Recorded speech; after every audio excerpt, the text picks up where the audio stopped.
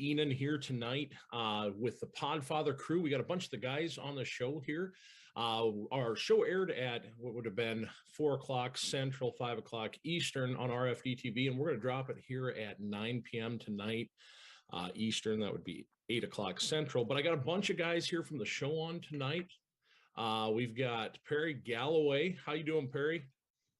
Doing good. Glad to be here. I'm back at the gym. A few weeks ago, someone said that was the only time I've ever been at the gym. So anyway, back at the gym on the treadmill. So this is the second time I've been at the gym in my life. That's awesome. Awesome. We got Rob Deadman on out of Southern Arkansas. How you doing, Rob? Hey, Nate. How are you doing tonight? Good to see you, man. Good to see you.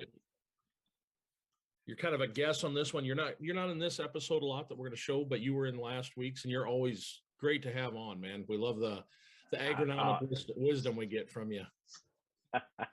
It's always good to be on anytime. Down there, we got taking notes. He's taking notes of the whole meetings. Temple Rhodes. Temple, how you doing, sir? What's up, guys? Glad to be here tonight. You bet. How's things going for you? Good. We're trying to get the planter finished, putting the rest of the stuff on it, fine tuning that stuff. Still hauling out corn and beans. I guess it's kind of exciting times to watch the markets, make a little move here, or a big move, but a little scary to know what is coming, with everything else. It is. It's a crazy time, to be alive, but also in the ag community, just, the stuff we're seeing and the swings, and also too, some of the supply. I mean, there's some stuff that's readily available, and there's some stuff at the farm machinery show in Louisville, we're talking tires are a hard thing to get a hold of. So it's just unbelievable, but then we got the center of everybody's screen the same as mine. We got Chad. Chad, how are you doing? Doing good. Sitting here watching it snow. We were joking with the guys. Yeah, the guys down south talking about playing. We got plenty of time yet, so we ain't in a rush. Yeah, we had -20 below wind chill factor into the 30s here in South Dakota here this last week. So it was chilly. I think it touched -30. But anyway, Greg, how are you doing? Got you over there. What's up with you? Doing well. Fighting the same thing. A little bit of weather swing. 75 degrees yesterday afternoon, and there's 30 degrees this morning, and just hoping for it to flatten out somewhere. But otherwise, we're kind of doing the same thing, fine-tuning things for the spring and getting rid of corn and beans and keeping an eye on what's going on in the rest of the world. So, Corey, what's it like in Ohio? How are you doing, Corey Atley? I'm doing good. Stomach's upset from the market roller coaster ride of today. That was a crazy thing. It's a shame what's going on within the world. That's something that's going to affect us I'm afraid, for a while. So it's a scary thing to watch right now. But weather-wise, we're getting a lot of rain. Supposed to be turning to ice and sleet here soon. So we'll see how much of that we get. But other than that, we're ready to rock and roll. We're ready to get to planting. Absolutely. Yeah, it's hard to believe it's that time of year. The first part of February can be kind of slow move, and then all of a sudden, oh my gosh, we're almost to March, and we hit the Commodity Classic, and then some guys are planting by that point. So it's crazy to see.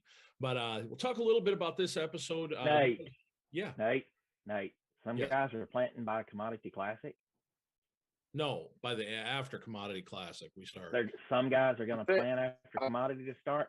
Oh, what do you want? What are you trying to say, Rob? How about we planted last Saturday? You planted last Saturday? No kidding.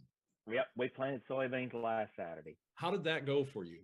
Well, it started out a little rough, a little slow, but they're in the ground. They've soaked up their germination water. It was 76 degrees when we planted them. Today it's 37.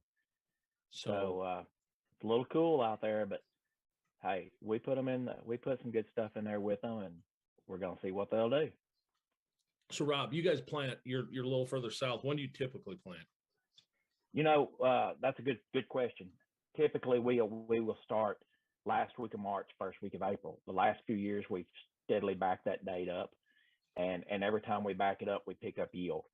And this year we just wanted to see how far back we could back it up. So how about February the 18th?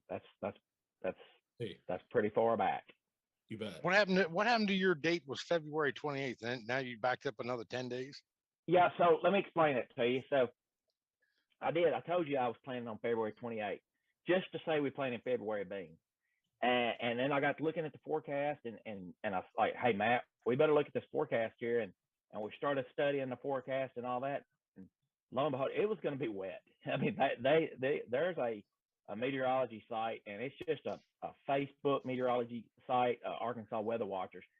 And these young guys have not missed the forecast all winter. If they say it's going to snow and ice, it's going to snow and ice. I mean, they're nailing it. And they were calling for this, and that we're getting right now, and so it was going to screw everything up. And last Saturday was just beautiful outside. I mean, it was just anybody would have wanted to plant, and we did it. Friday afternoon at 3:00, I said, "What do y'all think about planting some beans tomorrow?" And everybody knows Matt. That's all that took, and he was like, "Yeah." And a couple of guys there at the farm, we run out there, we loaded seed in a seed wagon, and finished up getting the planter ready real quick, and loaded some infur up, and went to the field and planted them dudes on Saturday.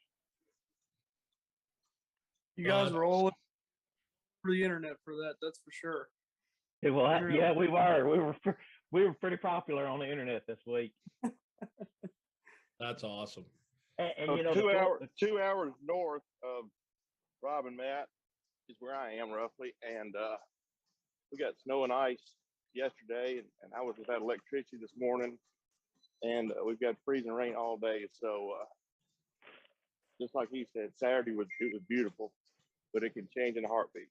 So I'm sure they'll do well with their experiment. How many acres y'all do? Can you disclose that? Yeah, it's no problem. I mean, you know, it's like we said, it was an experiment, and we did. How many did we do? 47. Oh wow! I thought you'd That's say awesome. 20. So that's a good experiment. That is. Yeah. Good test. Yeah. And I noticed it was a 4.1 maturity. Why'd you go with the 4.1? There's a picture in the background of the planter running right there. That's cool. Yeah. Yeah. So all right. So I went with the AgriGold 4.1, and I thought that was the plan was, you know, number one, we like to plant early to get them harvested early. But when I plant early like that, I've got two thought processes. I either want a really early bean to get it off early, or I want to go with a late 4, like a 4.9, in order to try to gain as much plant height as I could. But this 4.1, it's a 4190 by AgriGold, and it's got a really good. It handles stress really well, and has got a lot of yield potential. And it was it's known to be a really tall plant. So planting it this early, I said, well, I know I'm going to shorten it up, and so if that shortens it up and gets it to that right height, and you know, we didn't really jack the planting rate up all that high, but you know, so it's going to be pretty exciting to see what it does. That's the perfect answer, because a 4.1 that early typically leads to a shorter bean that might be harder to harvest. But if it's by nature, the genetics, it's a tall bean, it may work out for it. But normally I would have leaned towards a late 4 to try to get the height.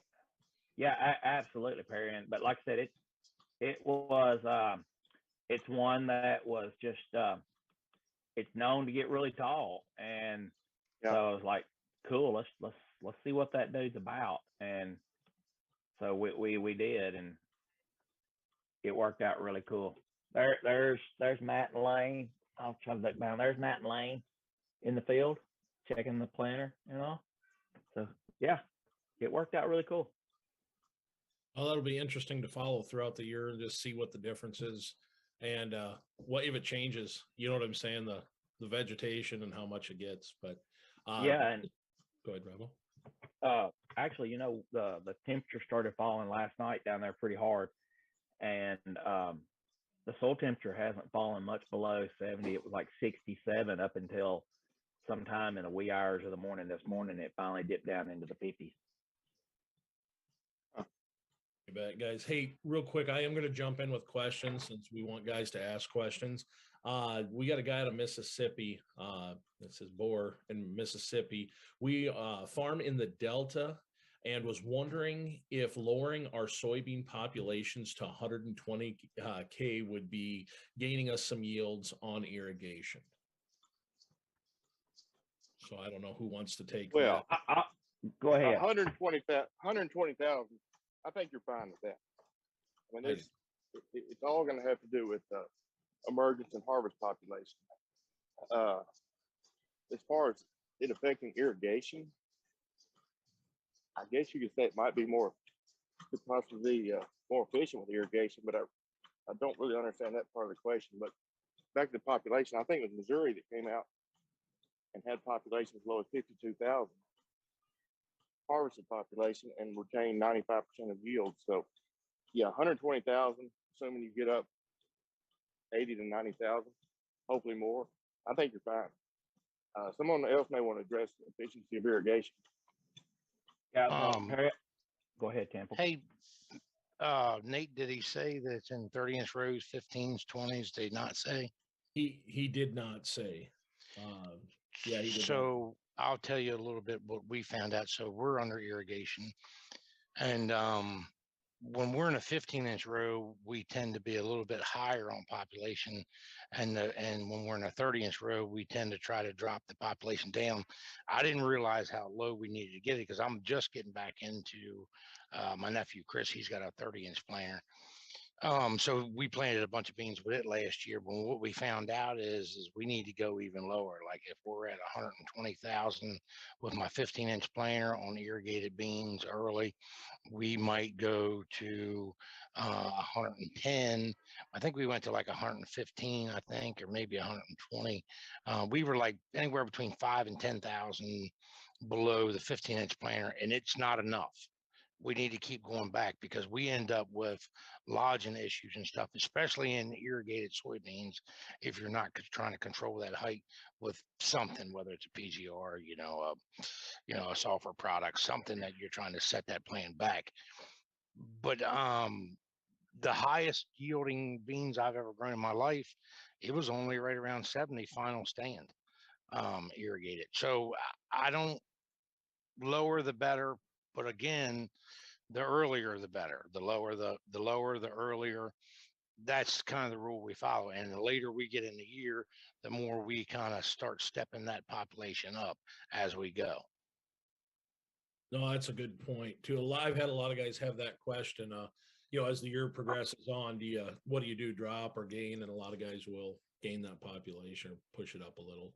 Corey, you've done a lot. You did a lot of different stuff with all your diamonds. You had, basically what you were looking at there, if I'm not mistaken, was 60,000 planted one direction and 45-degree angle planting 60 the other, or 90-degree or diamond basically at the end of it.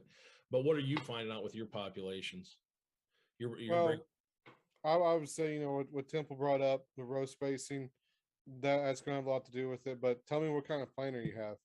If you're a drill and you're a controlled spill, 120 is going to be really hard to achieve and do it correctly, just because it's a controlled spill the whole way.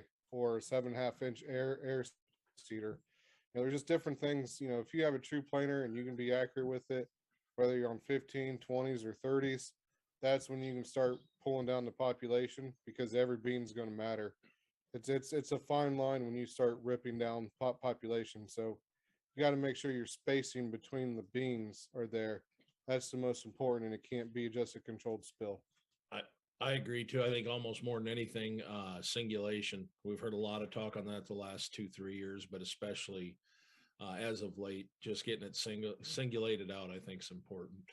But so I guess I've got kind of a question to the group.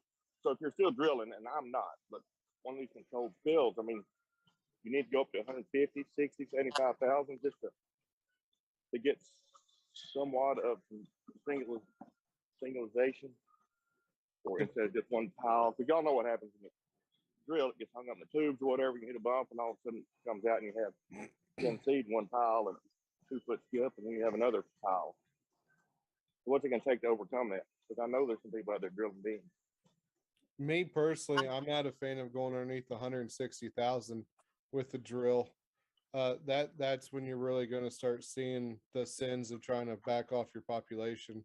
If you're, between 160 and higher, a drill's a drill at that point. You know what you're going to do to the plant.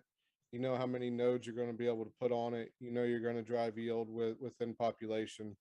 So you just got to manage it completely different than somebody else that's going to be going for that 100 to 120 range. And most drills, depending on which one you have, you'll be hard pressed to find one that goes below 140,000.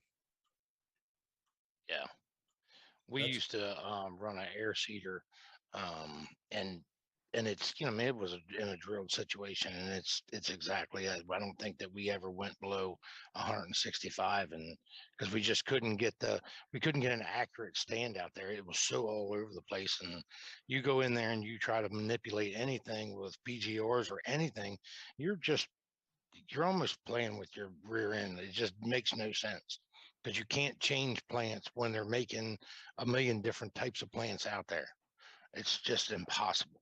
So the only way, I think Corey's right, the only way to change all that is to jump that population up and kind of try to create something similar. Okay, so you kind of touched on it. It's not only the population, but even emergence. I mean, with the drill, those units, they seem to bounce around. You got some in a half inch, some in an inch and a half, and so they're not going to emerge very evenly. Would be the other issue I would think. Well, we had more trouble with like when you go into like whether it's 15s, 20s, or 30s. Once you start stacking them in that one row, we get a lot of ground. Our CECs are lower, so our ground's tighter. We can get a real easy crusting where it crust over and they won't come up right. And we used to have those situations real bad with drills, like really, really bad. I mean, we own a rotary hoe for that purpose. So when you start putting them in a row, they all kind of push themselves up together, and it kind of evens that up for you as well. All right, guys, I do have a follow-up. Boer in Mississippi, he did get back. He's got 38-inch rows on bed irrigation with poly pipe. We usually are on 140K population, and last year didn't have more than 60 pods per plant. That's a Rabo. I'm going to touch on that because that's what we do. And that he did not say if it was twin row or single row. So let's talk about both of them. So in that single row environment at 140K, those plants are going to be stacked in there at about an inch apart. That's going to be about 11 plants per row foot. And that's tight. That's going to give us a real tall, stalky plant, not going to give us much bush or axillary branching. So yeah, I get where he's probably 60 pods per plant there. Did a test last year, and we did it 38 twins. So it was basically we split that population down two seed lines on that same 38-inch bed, and we went we planted as low as 60, as high as 150. I did that in four different replicated randomized blocks, and the test had 1 bushel yield difference, high to low. If you can singulate it, back that dude down. that test was planted on April the 18th. So that gives him a good idea of the timing. I would back that up. I would, look at those mid-group 4s like we like in the Delta, and back that planting date up from there and drop that population down, get some more branching on that, get some more pods on the plant. And, one important thing to remember is I like pods per plant, but I also like pods per acre. So whatever we got to do to have that pods per acre. Oh, that's awesome, Rob. Appreciate that. That is awesome. I think the important thing to remember. Oh, go ahead, Perry. No, I was just saying seed per pod or seeds per acre is what's paying the bills. Yeah, whatever you can do to maximize those numbers is what it's going to take. Yeah. I was just going to say, to add to that, the lower you go with your populations as well, as everybody knows, the easier it is to singulate. It makes planners work better. So, sometimes some of this effect that we're getting when we back these populations down, we're actually singulating much better. On, if guys got precision units, or whether you got deer units, or the Kinsey brush meters or whatever. Every time you back it down a little bit but more, you can do a little bit better job singulating. And part of that increase in yield is just that. Temple, that's a good point. We in soybeans, we don't touch on that, and in corn, that's the key. Stand establishment, singulation, plant spacing, that's the key. I think it's just as important in soybeans.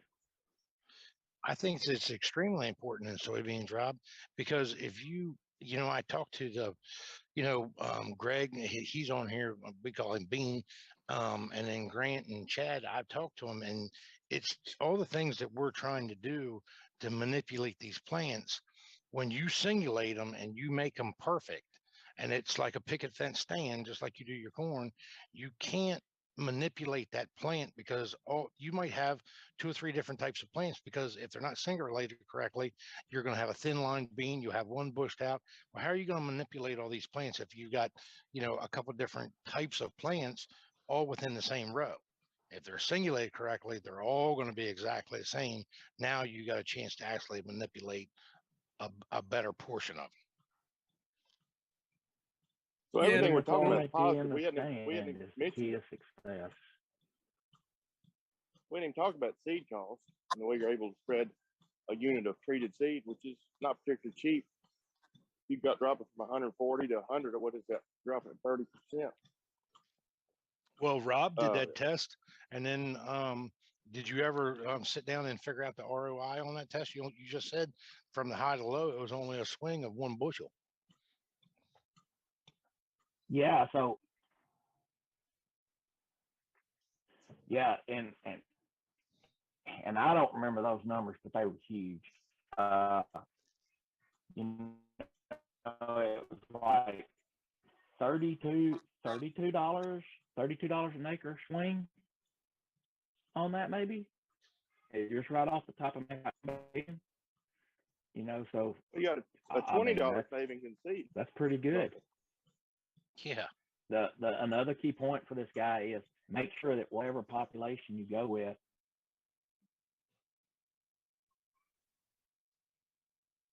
I think we lost. Make sure is strong enough when you start backing that pop that you're still going to get yourself. Okay, Rob, we lost you there. From the weed. There he is. Rob, are you there yet? We lost you for a second. All right, guys. Did anybody hear what he was saying? I couldn't make it clear at all. I couldn't either. Just bits and pieces. So we do have another question from Nathan Morton. He says, normally I plant 15-inch soybeans at 150K. He's going to try 30-inch soybeans and wide dropping them. He's having great success with wide dropping in corn. What do you guys recommend that? Have you guys tried it? Greg, you might have done a little bit of it this year, did you? I've we don't have wide drops, but we do top dress and side dress, and I've done, not this year in particular, but I've done different things in the past, and it's kind of hit or miss. It seems like when you try and do that, at least in my experience, when you try and put a bunch of nutrients right there at the row, it's really a timing thing. I tried nitrogen on a plot before, and it just made the beans grow real tall, and then they fell over. I've tried a couple different nutrients side dressing into soybeans, and it's definitely a timing thing, but I haven't figured that. No, I've tried it with different K sources and stuff like that. Any of you guys, any other guys tried wide dropping with beans? Nobody there? Very limited. Very limited. Very limited. Not enough to talk about. Yeah, no, same here. I mean, did he say what he's trying to wide drop with? He never said. He just said, he hasn't tried it yet. He hasn't. He's looking at switching to 15s or switching to 30s from 15s for that reason. And so, I mean, I can speak to this. We've done a lot of work with starters, and what Greg did do, I was trying to replicate how I kind of facilitate trying to get the right nutrients out there. So we run a starter fertilizer. I built a little YouTube stainless steel thing, puts it 2.5 inches on either side of the row, in the back of the planter, right on top of the ground. So, I mean, it's kind of wide dropping, but it's kind of at planting, it's just starter fertilizer, but we use a high phosphorus blend on that deal. Because we believe in getting a bunch of phosphorus in that plant at an early stage, and then I can try to manipulate it from there. So we've had a lot of success with that. So with a bunch of micros, and it's a bunch of other stuff that goes in that blend as well. It's just not phosphorus. It's a tank load of a lot of different products. But what I tried to do with Greg is Greg didn't have a way to do that. So Greg actually streamed his ground. He ran on the same RTK line, and he went out there and he streamed it and actually planted on that. So, I mean, it's, again, and it is a timing thing. I just don't know at what time you were using what product that you wanted to try to help yourself. How I've done it is I've been doing it at the beginning.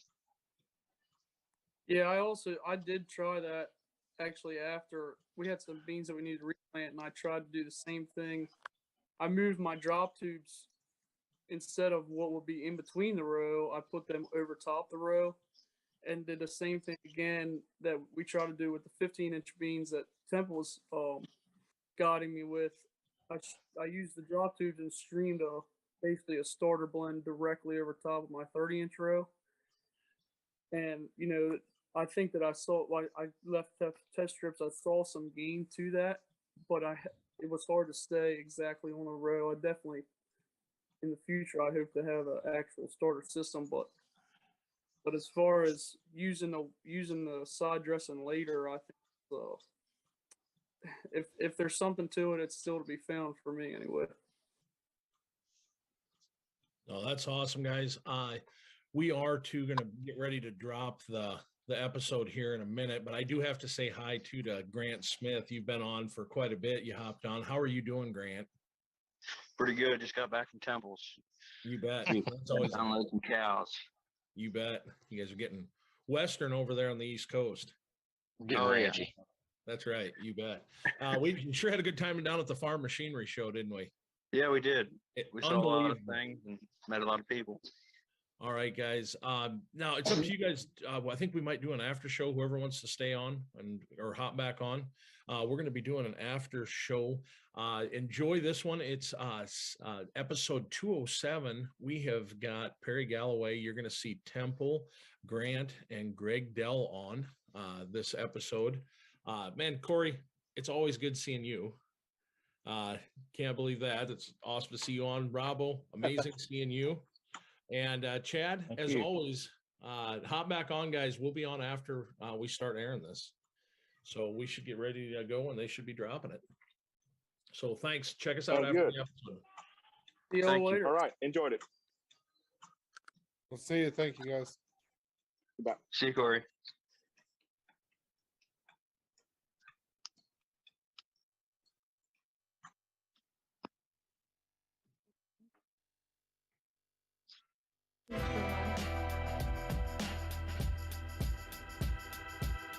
Today is July 21st.